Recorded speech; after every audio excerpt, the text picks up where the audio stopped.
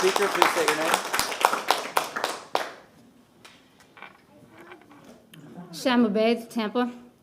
Good morning, members of City Council. My name is Sam. I'm an anti-discrimination educator, a local activist, a spoken word poet, and most importantly, a community parent. I'm here to talk to you today about two specific issues. The first is the Curfew Ordinance. Great job patting each other on the back and not passing a lazy, knee-jerk reaction that fails to keep our children safe. I'm upset that y'all considered a curfew to begin with. I can't believe that was your first go-to. And the community had to step in to check you. That is not leadership.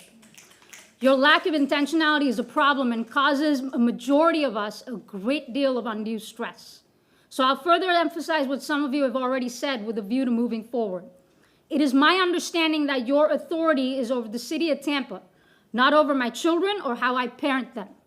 In the same way that grounding my children for getting poor grades doesn't fix a system that judges intelligence based on conformity and not creativity, putting my kids under lock and key doesn't make anyone or anywhere safer. I do not want my children talking to the police.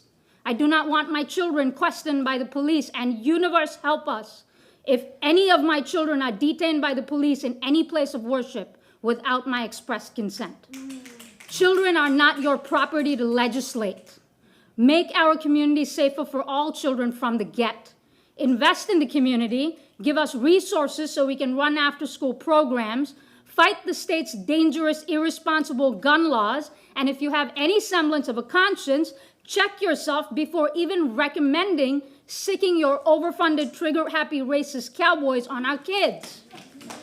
These are our children, and contrary to your beliefs, you do not know better than any of us. Speaking of kids, here's the second issue.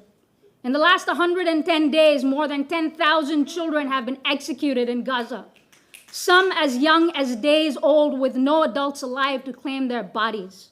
Those who survive are being treated for critical injury without access to anesthesia or aftercare, all while facing starvation. In the meantime, y'all have the audacity to travel from mosque to synagogue taking sides. You pretend to be allies to one community, but good allies listen to everybody in the community, not just the ones that line their path to the mayor's office.